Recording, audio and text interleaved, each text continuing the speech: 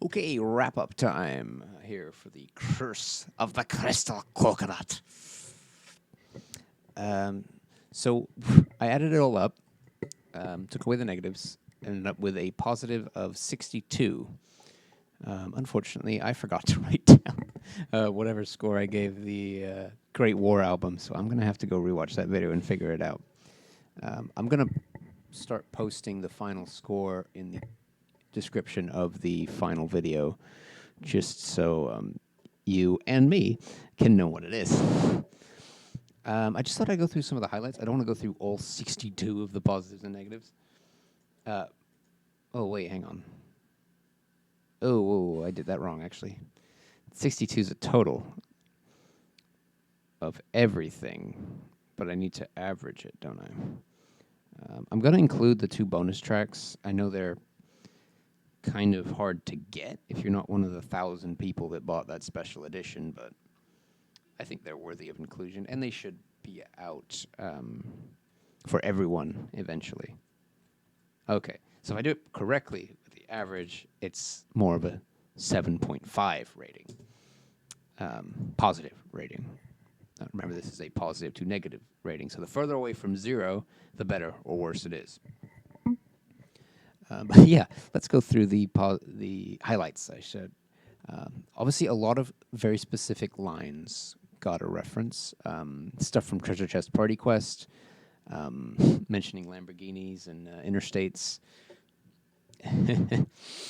is always fun. And their video for that is very interesting. Doing a hip hop style video as your debut video, to which, and also releasing it on April Fool's or the day after April Fool's Day, just to mess with people is hilarious.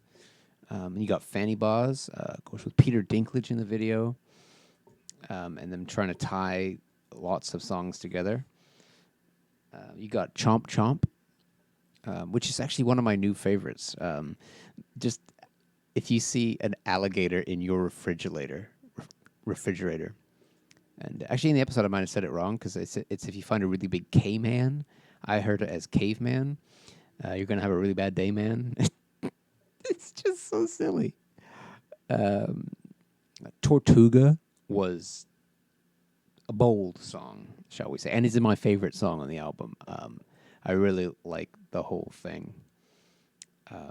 Though I will say Chomp Chomp, if it was a single, might have been my single of the year.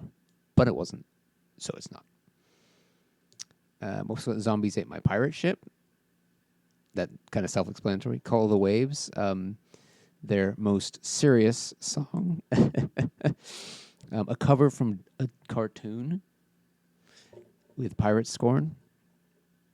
Very interesting. Shipboat. Your pirate ship can eat a bag of dicks. Yeah, that's just silly. It's short, but it's funny. Pirate Metal Drinking Crew, which I did not understand the meaning of when I recorded the video of that, which apparently is they reference a lot of folk and pirate metal bands and just sort of like how they kill the genre and they hate all their fans, and that's just the kind of joke that Alestorm would want to do.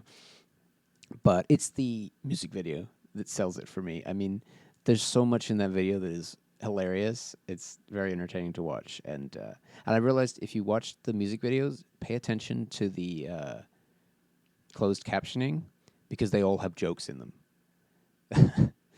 I did not realize that until I watched that one.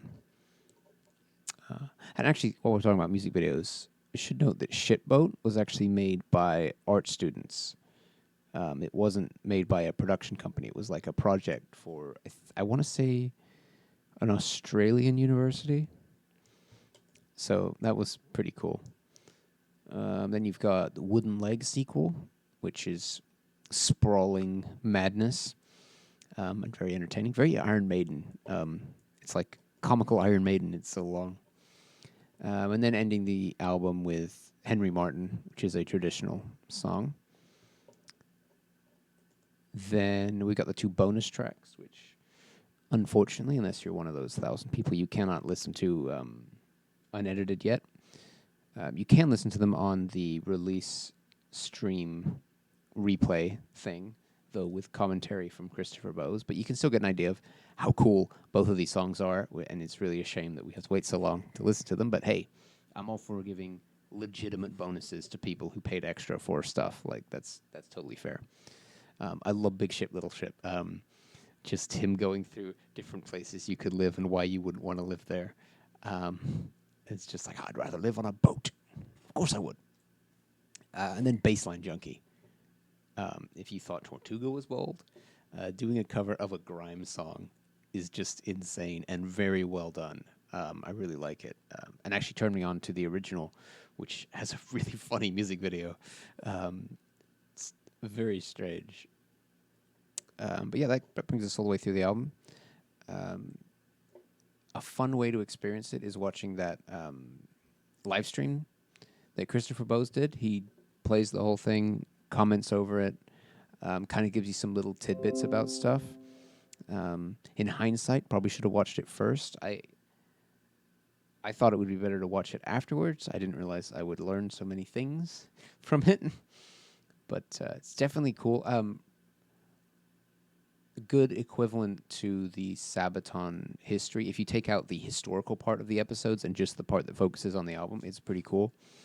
And actually, Sabaton did a lot more to release The Great War than Alestorm. But both bands put in a lot of effort to release the album, and that's very commendable. So that brings us to the end of 2020's Album of the Year. We'll be back in 3 weeks for 2018's Album of the Year after I do the quick summary of new band of the year for 1972 and new TV show of the year for 1972. We'll be doing No Tourists by The Prodigy.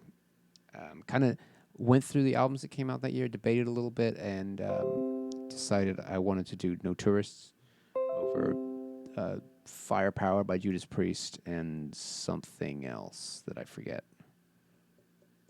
But yeah, so we'll be changing tack to Big Beat, or what's the other name? It's Big Beat, or it's